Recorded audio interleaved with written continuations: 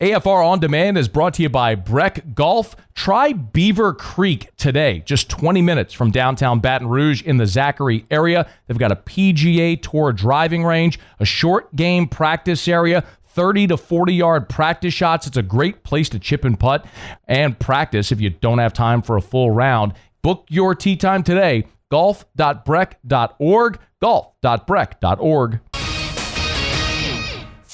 Matt Moscona. I'm very important. After further review. Say it one more time. After further review with Matt Moscona. And here we go.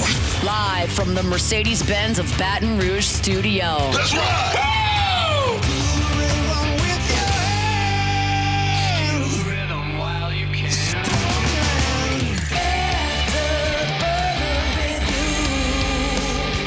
Hour 2, off we go. Welcome aboard. Glad you're with us, AFR. Presented by Relief Windows. I'm Matt. You're a loser, Matt! Hey, shut up, kid. Paul O'Neill. They're chanting Paul O'Neill's name. Musso. And Mr. Toby Tom Play.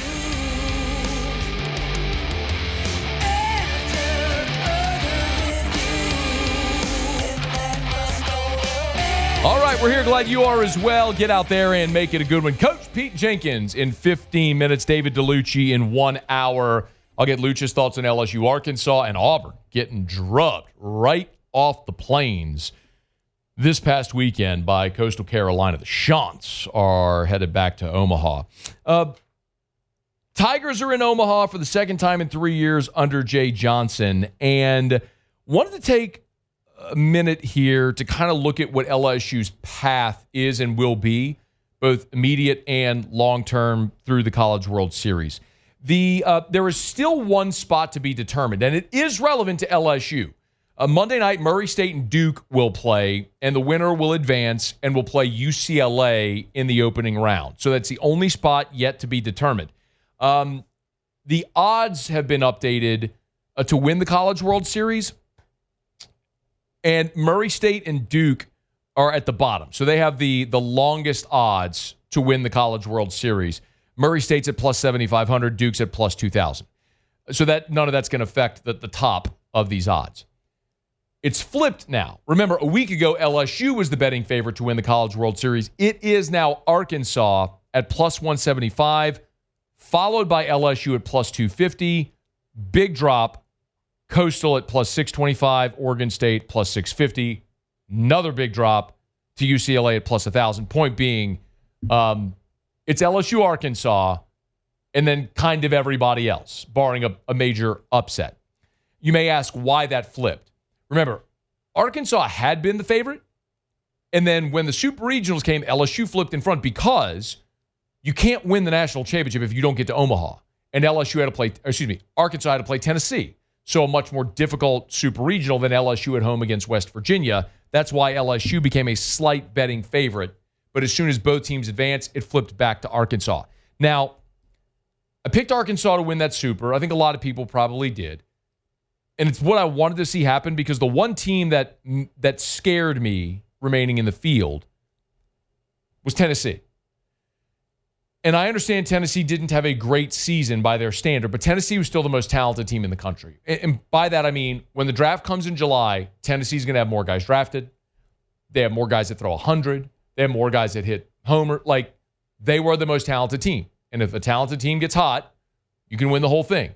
And I didn't really want to see Liam Doyle against Cade Anderson again. And LSU won that game. That was the first 1:17 a.m. game, when Jared Jones hit the walk-off bomb to win 6-3. But Liam Doyle no-hit LSU for 6 innings in that game. Like, I didn't want any part of that. So you get Arkansas. And so you're going to see Cade Anderson against Zach Root. And it's interesting because Zach Root is a guy that LSU wanted last year in the portal out of East Carolina. They recruited him. They wanted him. He ended up landing at Arkansas.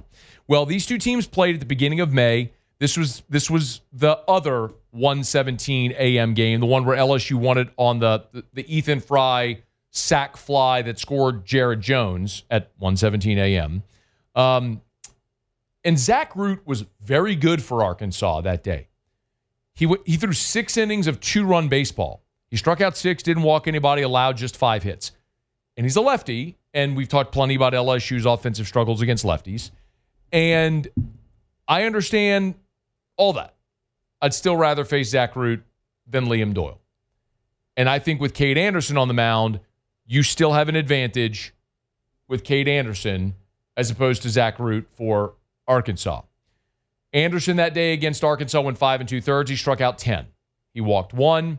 He allowed 3 runs on 7 hits. For what it's worth, Arkansas has the best team batting average in the SEC. They had .313 as a team. They also have the best fielding percentage of any team in the SEC. We've talked all this year about LSU being one of the best fielding percentage teams in the history of the program. LSU presently at .981. Remember, .980 is like that threshold that Major League Baseball teams field defensively at .980. LSU's at .981. Arkansas's at .984. They're the best hitting team in the SEC. They're the best fielding team in the SEC. And they're 4th in the SEC in ERA, 1 spot behind LSU. So very comparable there. The difference is I believe LSU has better frontline pitching.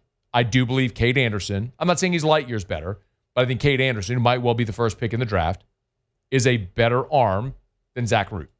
I would, if you're as good as that day starting pitching, I would give the nod to Cade Anderson. And that really is going to be LSU's path through here. When you look at the bracket as it shapes up, I really think this bodes well for LSU if you get past this first game. Really, this is going to be a very obvious statement, but whichever of LSU and Arkansas wins that first game will become a seismic favorite to win this whole thing. There's always the conversation about reseeding. I think they should.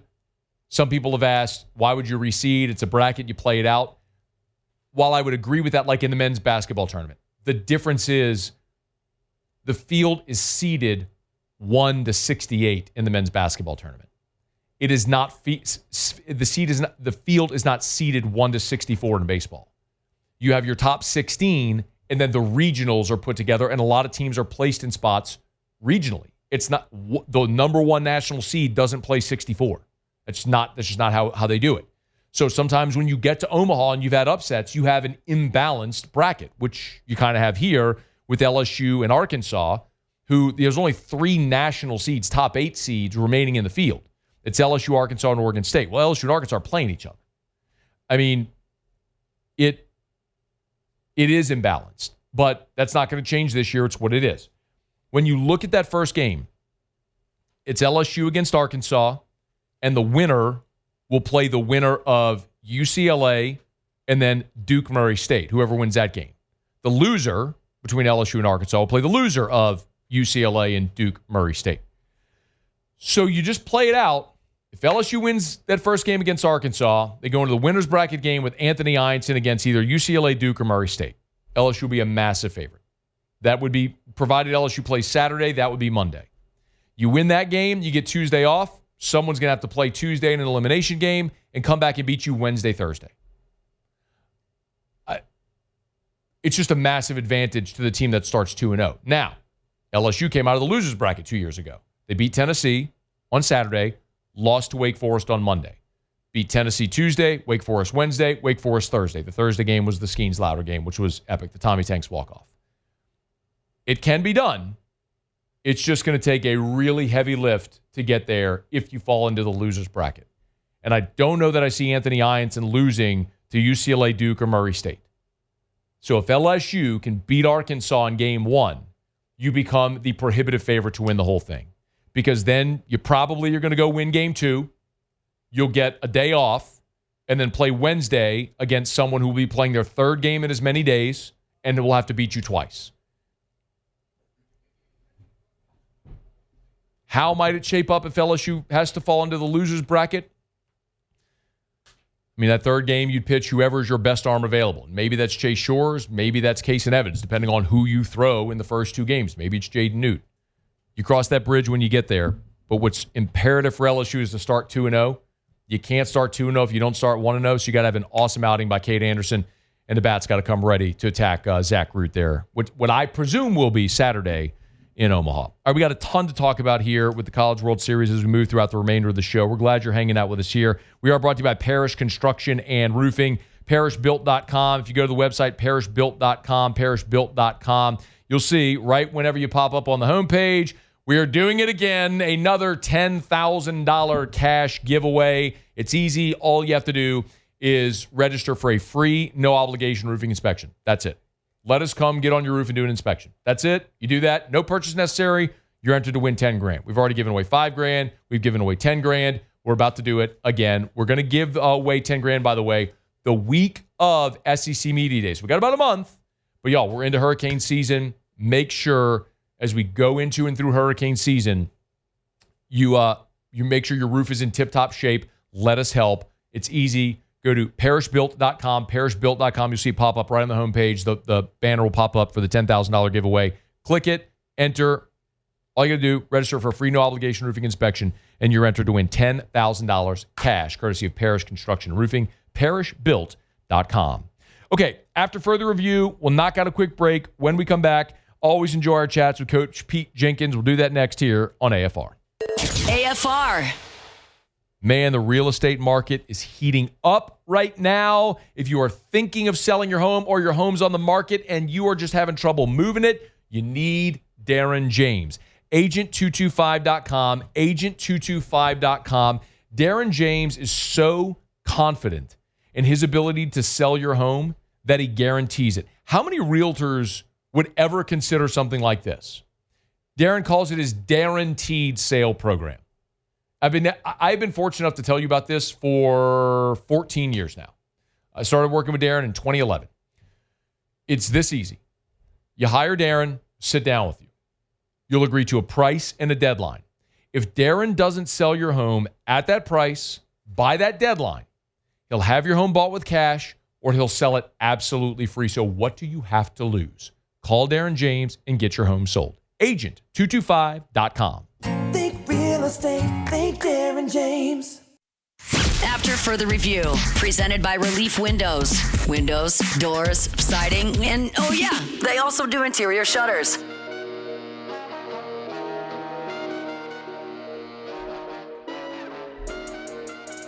This weekend down to Bayou, it's a Louisiana line camp returning to Nichols. A week ago, we talked to Hall of Famer Kevin Mawai. Our pleasure now to talk to Coach Pete Jenkins about it. Coach Pete, it's always our pleasure. How are you, sir? Thank you, Matt. I'm doing well. Hope you are too. Doing awesome, man. LSU's in the College World Series. It's a beautiful, sunshiny day. Yeah. Summer's here. I'm fired up, man. I know, man. I'm so happy for me. You know, just looking at them, and I don't know a lot about baseball, but they look like they got a really good opportunity. I hope they can win it all. Me too. I ain't seen anybody. Arkansas looked good, but I ain't seen anybody. I think LSU's got as good a team as there is. I agree, man. They're a super talented team. You just got to go play your best here in this time of the year. And this is the time of year where you all gather down in Thibodaux for Louisiana Line Camp. I mentioned we talked to Kevin Mawai last week. I know it's this weekend, Coach Pete. Y'all still have spots. Can people still register? You know what? We are. I think we're pretty full up, to tell you the truth, Matt. You know, okay. Where we are is beds. You know, we're deep into the 700s. Wow. Yeah, you know, we've been 700 plus for the last 3 years, and the availability of the beds is one of our big problems. You know, we don't have places to put people. But it looks like a really good camp, and I'm excited. I really am. Got a great coaching staff coming down there, and you know, you and I've talked about this camp a lot of times. You know, it's just it's a mission for us. You know, to be helpful to young men who come down there, and our goal is simply this. We want to help them be the best football player they can possibly be, whatever that level is. I love it, man. I know I mentioned it several times that I was an alum of that camp, of Louisiana Line Camp, when I was a high schooler over at Catholic. I know Catholic still continues to go. Y'all have a lot of teams that come down there. So while it might be too late this year for coaches or players listening who might be interested for next year, give that person, maybe if you would, a little bit of an insight into and what they get over those 3 days. Well, the whole thing is this. We don't do any schematic work. We don't teach schemes. And I'll just give you an example. We don't teach a kid, here's how I want you to play the trap. Because his high school coach, we want to be an extension of the high school coach, all right? So, Matt, it's about, on defense, it's about eyes, hands, footwork, hips and low back, and tackling. Those are the stress points for us. So any high school team, anybody would be, those are areas that don't infringe. They're just there to help a young man, perform better. So, we want to be just an extension of what he's doing, and if we can help him in those areas, we know he'll go home a better football player. Now, the other thing that we stress is we push work ethic and how to practice and things like that. So I think it's really good for a young man to come down there. It ain't easy, and the guys who enjoy the camp are the guys who really enjoy football. But Louisiana's just unbelievable high school football. And we started with 46 kids in this camp, and Aaron, you and I talked about over 700. So, and I know the money, we don't charge a lot. You get so many meals and dorm and all. It's not a bad price. But I know people, have to reach deep to get it, and we just keep getting kids coming. So it's just a tribute, I think, to what athletics and what football means to our state. No doubt. Coach Pete Jenkins is our guest. Louisiana Line Camp's coming up this weekend. It's not a prospect camp. This is a teaching camp where everybody gets better. Right. Yeah, absolutely. It's one of the things. You know what else? You know what else, Coach Pete? I think we had a lot of baby powder passed around as well for when we were doing 3 days to make sure that you stay dry. You know what I mean? Yeah. I do know what you mean. That's pretty much a staple during line camp for all those practices throughout the day in June down in Thibodaux. I know you mentioned some of the but also some of the coaches too. There's high school coaches that come, but also others different level. Who's going to be down there with you guys this year? Well, the high school coaches that we have, and I'm so proud of them. I mean, we have coaches from the better programs in the state. And Matt, they come back. It's the same guys every year. Mm-hmm. The high school coaches. I mean, they come down there and work extremely hard, and I really appreciate them. So several years ago, the NCAA, in their wisdom, took that opportunity away from college coaches. They took it away from me for a couple of years. But college coaches can't work in our camp. So what we have now is a great group of high school coaches and an outstanding group of guys from the NFL. I think we have 14 on defense this year, and that are NFL guys. And look, I don't know where you realize this or not, but the NFL added a week to OTAs, which is spring practice. They added a week this year, so I lost 2 or 3 coaches that had asked to come and work. One of them, of course, is a boy named Brendan Daly who works for the Chiefs. He's been with us in that camp for 12 years. So his son's coming without him. We got tickled. His boy has come for years, and he's coming without him. But I was shocked that they added another week of OTAs because it runs for a long time the way it is now. And but we got a really good group. We got coaches from, we got coaches from the Chicago Bears. We got coaches from the Dolphins. We got coaches from Jacksonville Jaguars. We got coaches from the Patriots. I mean, they're from all over. The Raiders. We got them from all over, man. And these are guys that I have some background with. A number of them I knew when they were in college, and had a chance to work with them and everything. So it's football day and night for about 4 days, to be honest with you. And I tell you, man, when I leave every year, I start missing it before I get out of city limits of Thibodeau. But I tell my wife so many times, I wish the other 362 days or could be just like those days, because it's really a bunch of people, you know, that are pulling the rope in the same direction, and you know, the goal is the same with everybody down there. They're down there to work to get better, so it's an awful lot of fun. Coach Pete Jenkins, Louisiana Line Camp's coming up this weekend. You can always learn more at LouisianaLineCamp.com. You spell it LouisianaLineCamp.com is where you can go to learn more if you're interested. You mentioned, we were texting a little while ago that you were down, you mentioned some coaches with the Dolphins are coming down to Line Camp, that you were down in Miami. What were you doing down working with the Dolphins, Coach? You're not coming out of retirement, are you? No. All right, I was making sure. No, but you know, I did get 5 good coaching days, man. I had so much fun. So this is my 3rd year working with the Dolphins. I worked for them in 20 and 21. And then they didn't hire me for a couple of years. I really, when Mike McDonald came, he didn't hire me for a couple of years, but they hired me this year. And honestly, man, I was in heaven, man. It was, it was a week of OTAs, a real emphasis on fundamentals, and that's the way they planned it. But I've been to the Chiefs twice to do OTAs. Well, actually, training camp. I've been to the Saints. I've been to the New York Giants. I've been to the Rams. So, people pick me up for a week this time of year, and it's usually fundamental week and everything, and that's what I enjoy doing. So, yeah, it was hot, too, boy. It felt like South Louisiana. It was hot. Tuesday I was there. It's 95. And the humidity it was raining and didn't know it.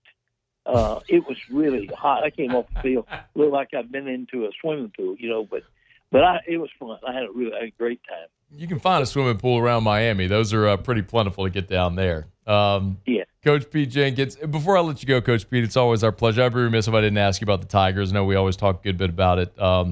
Kyle Williams went through his first spring as LSU's defensive line coach, and that group seems like it's having a little bit of a transition, both in style and in the type of athlete they want. It looks like Kyle maybe wants a little smaller defensive lineman than Bo Davis recruited.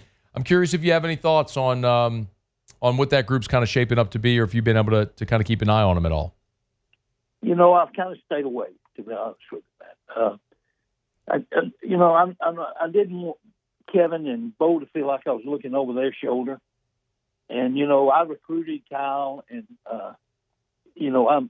I'm sure he'll do a great job. I just, I hope you understand what I'm saying. Sure, of course. I didn't really want to go around or whatever, but I think from what I can gather, just listen, that the outside backer or the defensive ends picked up some really good people out of the portal. I know Kevin's pretty high on a couple of those guys, but more from Florida State, he's mentioned to me several times that edge player from Florida State. Mm-hmm. I don't know if they did as well inside or not. It doesn't. We'll just have to wait and see. But Kyle will be. If Kyle's anything like he was as a player, it'll be great. Because he's a tremendous competitor. Yeah, he was fun to watch. Yeah. I think they got a good group, Coach Pete, coming out of spring. We're looking forward to seeing the Tigers, and always looking forward, of course. Me too. We're always looking forward to Line Camp and appreciate a couple of minutes with you to talk about it and promote it. And we'll do it again next year, and hopefully grow that number up to 800. Okay, my friend. Thank you. Thank you for having me. Always our pleasure, Coach Pete. Thank you. That is Coach Pete Jenkins. Good enough to spend a couple of minutes with us here. LouisianaLineCamp.com. That's the website. You can check it out. Went to Line Camp when I was in high school. I know this. Just when they've been doing this camp for more than 30 years, and you have the hundreds of young players that go every year, there's a lot of you listening that went. I know there's a lot of you right now nodding your head going, yep, I was there in those dorms at Nichols and those hot June days and the 3-a-days and learning how to kick slide and all that stuff. It was a great time, man. Memories I still have. So shout out to Coach Pete. We always appreciate a couple minutes with him. It really is just like, you realize Coach Pete's just kind of casually, and not in any kind of way, but we say Dolphins, Chiefs, Raiders. How many teams he throw out? Like 4, 5, 6 NFL teams and higher? I mean, he's the greatest. He's the greatest defensive line coach ever. We get 10 minutes with him on the radio. I'll take it every time he's able. All right, it's After Further Review. Thanks for hanging out with us here, y'all. Our Monday shows are brought to you by Relief Windows. Let me knock out a quick break. We'll come back. We have gotten plenty of LSU baseball talk in already. My feeling on the Super Regional. We talked a little bit about LSU's path through. Want to let you hear from Jay Johnson as well. We're going to get to that. And Saints are bringing in a free agent wide receiver for a workout that I want to talk about. We'll get to that next. And David DeLucci's here in 30 minutes to preview LSU and Arkansas. Stick around. It's AFR. AFR. My goodness, the question everybody's asking since LSU punched their ticket. They can go break the Jell-O shot record. 68,888 Jell-O shots LSU sold. Set that record back in 2023. I don't know if Gordon's going. I need to go get my 88 Jell-O shots hat. It's up in my office. I need to go grab that thing and put it on for the rest of the show. We got a national title to defend, y'all. When I say we, I don't mean the Tigers. I mean you and me. I mean fans here in Louisiana to go up there and show Omaha how it's done again. Of course, having some fun. I'm sure Gordon will make his way to Omaha at some point throughout this LSU run. But Gordon's been a great supporter of the Tigers. You know, from Jay Johnson and members of that 2023 championship team and guys like Gavin Guidry and Bear Jones and current members of this LSU team that are members of the G team. Gordon's always been a great supporter. So you know what to do. Get Gordon and get it done. After Further Review, presented by Relief Windows. Windows, doors, siding, and oh yeah, they also do interior shutters.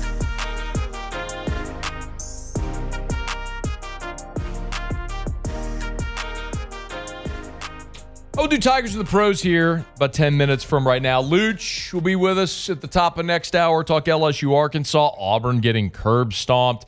A ton to get to here still in today. It's one of those 10 pounds of stuff in a 5-pound bag type days. We got the news from Ian Rappaport on Sunday that the New Orleans Saints are bringing in a free agent wide receiver for a visit. Rappaport tweeted that Gabe Davis, formerly drafted by the Buffalo Bills, spent this past year in Jacksonville, is coming to New Orleans for a visit. Noted that he recently visited the Pittsburgh Steelers.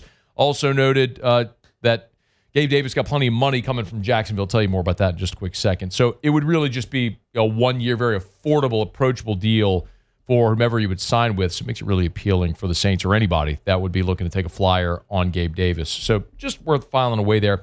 A couple of things. I'll kind of give you the bio, why it makes sense for New Orleans and what kind of the big concern is. First of all, Davis was a part of the 2020 draft. He played at UCF, was part of the 2020 draft. He was a 4th-round pick of the Buffalo Bills. That was the Burrow draft, right? He was a 4th-round pick that year of Buffalo. So he's entering his 6th NFL season.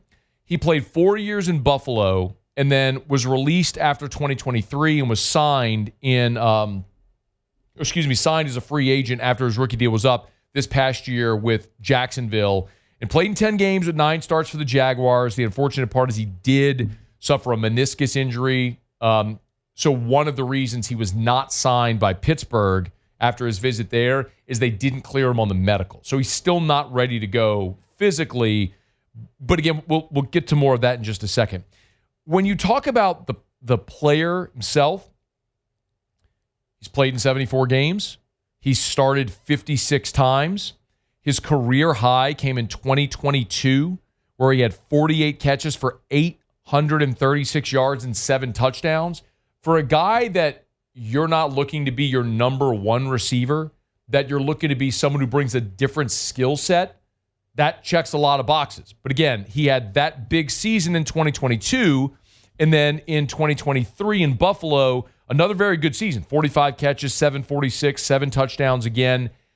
But then he went and got paid as a free agent by Jacksonville.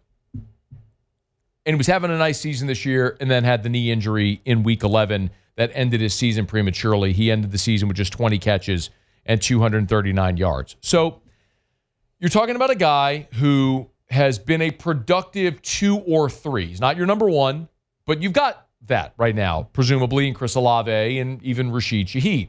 And you've added Brandon Cooks as well, though you know my feeling on Brandon Cooks. I think Brandon Cooks is a carbon copy of Rashid Shaheed, who's 32 years old and is declining. Like, the Brandon Cooks signing didn't make a lick of sense to me because you signed effectively an older, expensive version of Rashid Shaheed. What this New Orleans Saints team doesn't have is size at the receiver position. You go look at the Saints receivers, and they're all kind of the same build. When you look at Brandon Cooks at 5'10", 190. Olave, 6 foot 187. Rashid Shaheed, 6 foot 180. I mean, all the guys you're counting on, pretty much the same. Even Dante Pettis is 6'1", Mason Tipton's 5'11", Chris Tyree is 5'10". The exception might be a guy like Bub Means, who is 6'2", 215, if he can make the squad. But Gabe Davis is 6'2", 225. He's almost like a shorter tight end. I mean, you look at a picture of Gabe Davis, he don't look like a receiver. He looks like a tight end, like a linebacker out there running around. I mean, he's a big, thick dude. So he gives you a different dimension in that pitch and catch game. Now, his reception percentage has never been great. And that's a little bit of a challenge, right? Like, for example, in that great season that he had in 2022, he was targeted 93 times and caught 48 passes. So right at 50% of his targets he caught. You'd love to obviously see that number higher. But mostly what I would say is you're looking at a guy here that is an experienced veteran, but a young veteran, right? Gabe Davis still is only 27 years old. I'm sorry, he's 26 years old. Forgive me, he's 26. He just turned 26 in April. So he just turned 26 years old. So he's still a young player who's got 5 years of NFL experience, entering year 6. He's been productive, and it's not like he was productive half a decade ago. He's productive 2 years ago. This past year, his production got limited because of the knee injury. So you do have the question of the knee injury, but then there's the affordability. So remember, because Jacksonville cut him, he's a free agent, so you don't have to trade for him. You can just sign him to a deal. And because Jacksonville had signed him as a free agent, he's going to make $11 million this year from Jacksonville. So Jacksonville's still got to pay him $11 million. So this is probably a veteran sign that's just a veteran minimum deal. He's not looking to go somewhere that's going to break him off. He's already getting paid by Jacksonville. So he just wants to go somewhere that's a fit where he can maybe make the team and start to rebuild his career after coming off of injury. So there's a lot of boxes that's checked. Now, he's already had visits with the Giants, the 49ers, and the Steelers, and none of them have signed him. So there is a little bit of question as to say, all right, if you visited 3 teams already and none of them have signed you, what's the rub? Maybe the knee, it's not looking good projectability-wise. I don't know. I mean, I'm not a doctor. I have no idea any of the medical. But you just start to wonder, okay, you have a guy that is all the things I just mentioned. He's 26 years old. He's been a productive pro. He's a young veteran. By all accounts, a good dude, good teammate, good attitude, all that stuff. It's going to be super affordable. You don't have to give up an asset for him. Like, why wouldn't you take a veteran minimum flyer? Either he's asking for something outlandish, which according to Ian Rappaport's report doesn't seem to be the case, or he's just not physically ready. And if you're going to occupy a roster spot for someone that's not physically ready, you got to believe that they will be when that time comes. So we'll see how all that goes. When he was in Buffalo, if you're just circling back to like what it was like around combine time in 2023, Sean McDermott, coach of the Buffalo, this is what he said at that time about Gabe Davis. This is when Gabe Davis was going into year 3.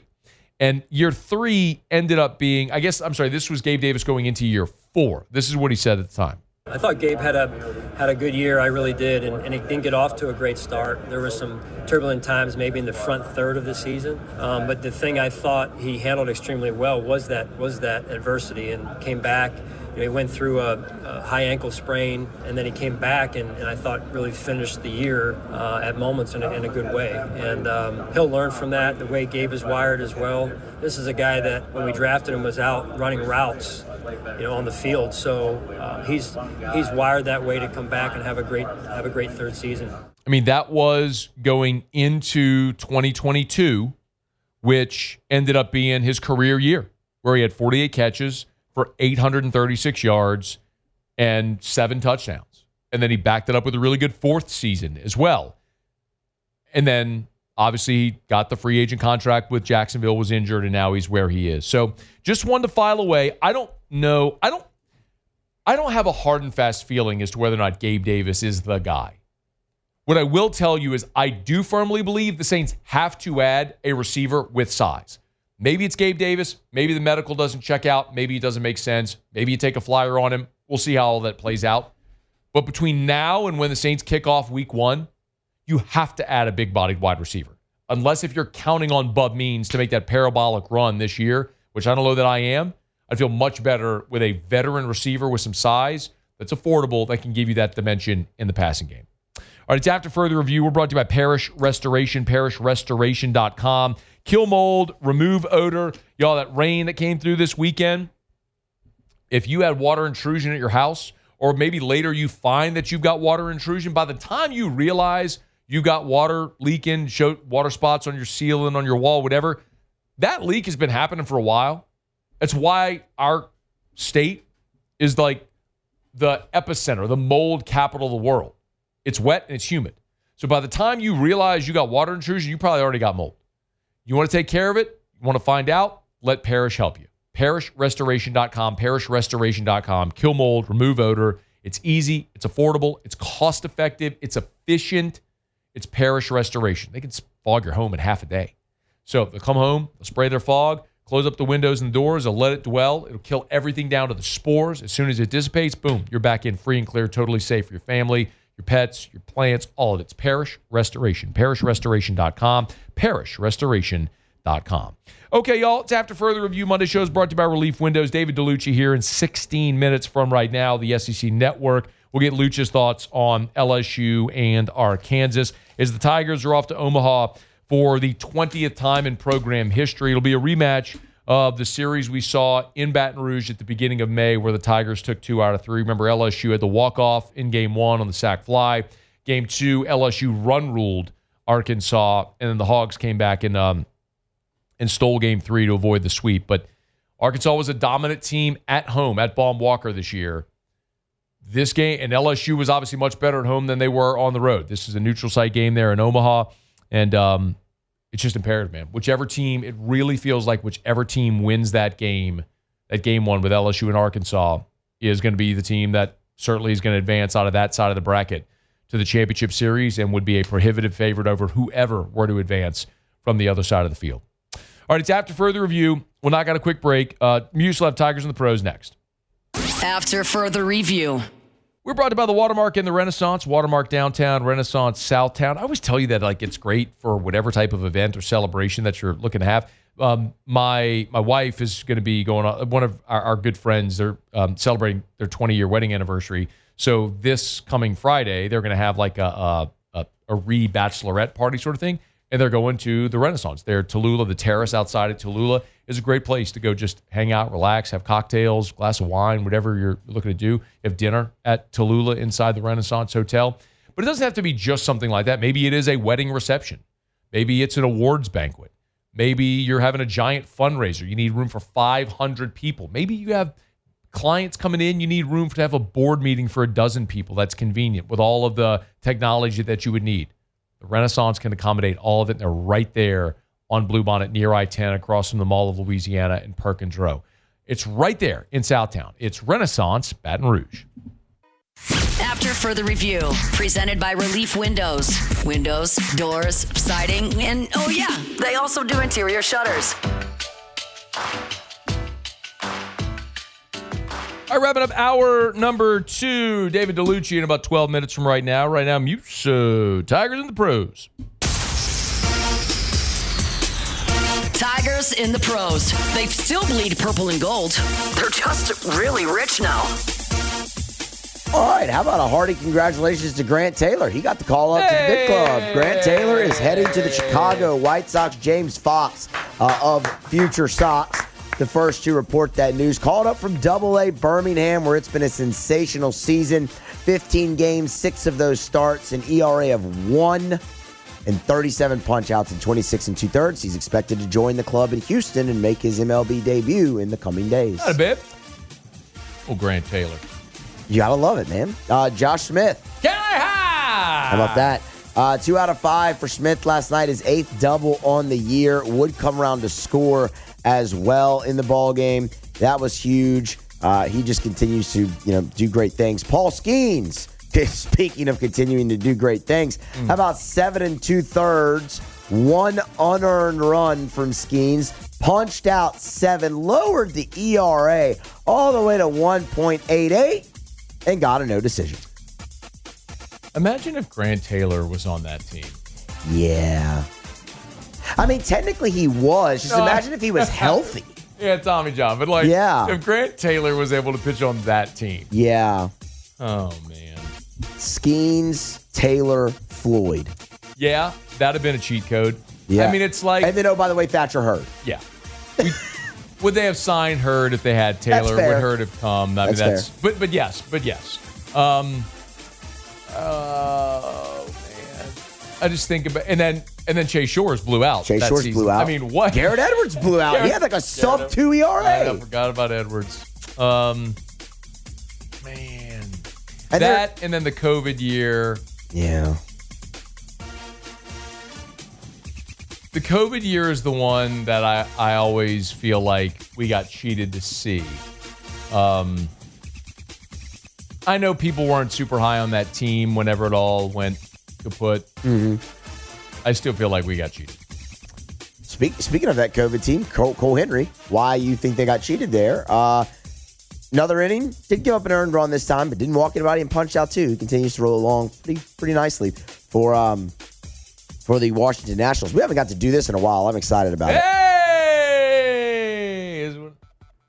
Oh. DJ LeMahieu last night on Sunday Night Baseball. Well, you only haven't gotten to do this because you're not paying attention to DJ every day. He's in fuego. He's been in and out of the lineup, though, as well, so I have to It wasn't just Sunday, bro. DJ was in there Saturday, too. DJ was awesome on Saturday. Yep. Just casually roping backside single. He still got it, man. Hit a bomb yesterday. Oh, so good to see. It was 1 out of 4. His second home run of the season came in the 5th inning with 2 outs. DJ, to Matt's point, 258 so far here on the season. Had to miss the start because of injury, so he's starting to heat it up. The one benefit of LSU's sunshine delay was I got to watch the Yanks, so I was watching when DJ homered, which was cool. Yep, I was too. It was on at the restaurant that I went to have dinner at yep. And I'll be there in Boston on Friday for Yanks Red Sox. Little revenge spot for the Yankees. Shut up, Muse. Little revenge spot there for the Yanks. Who's in first place?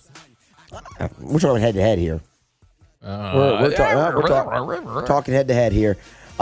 Angel Reese grabbed 12 boards. That doesn't work at all for a lot of reasons. It's an all-boys school. That can't work. 12 rebounds. She did have 4 points. And lastly, real quick, Sam Burns shot a 62 on Sunday, was the leader in the clubhouse, would end up in a playoff. He would drop the tournament on the 4th playoff hole. He made 4 pars. The other guy made 3 pars and a birdie. But a great showing for Sam Burns.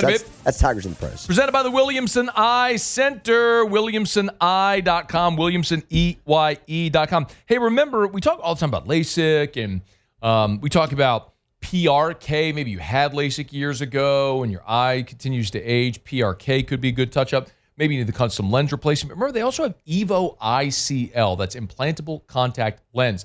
That is a completely reversible procedure. That is an alternative to LASIK. Remember, LASIK actually changes the shape of your eye.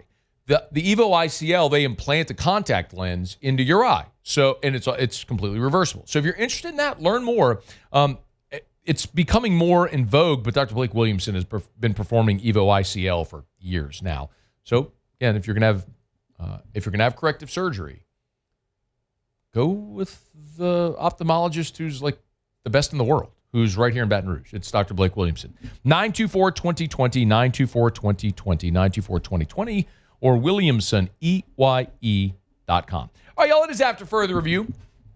Glad to have you hanging out with us here. Remember, you can always email us, tweet us, or text us in the 225-396-4400, 396-4400. Hunter said, do you think they'll ever change the schedule for Omaha so the finals you get both teams on equal or different rest? Talking about Skeens not getting a pitch in the championship series in 2023. I understand that. Number one, I don't think they want to draw it out any longer than it already is. And number two, that is the benefit of playing through the winner's bracket. You play through the winner's bracket, like Skeens wouldn't have had to pitch against Wake Forest in that Skeens-Louder game, which was awesome, but it's what cost you. All right, hour 3 next. After Further Review. Brought to you by Shop Bills Tire and Auto Service. ShopBillsTire.com. ShopBillsTire.com. Say it again, ShopBillsTire.com. With locations all over South Louisiana. Hey, y'all, if you're going to be hitting the road to the beach, hitting the road to Disney, hitting the road to Tennessee, to the mountains, wherever you're going this summer, if you're hitting the road, you want to make sure your vehicle is going to be safe, reliable, and get you where you need to go. So where do you take it? You take it to Shaw Bills. If you need tires, it's time to change out those tires. Shaw Bills. They'll sell you name brand tires at wholesale prices. Maybe you need your tires rotated. Maybe you need your oil changed. Maybe the check engine light's on. Maybe the light's on the dash and you don't even know what it is. You keep ignoring it. Take it to Shaw Bills. They've been servicing Louisiana since 1968. More than 50 years. Actually coming up on 60 years now. They'll sell you name brand tires at wholesale prices, and they'll treat you like family at Shaw Bills Tire and Auto Service. So schedule your service or shop tires at ShawBillsTire.com.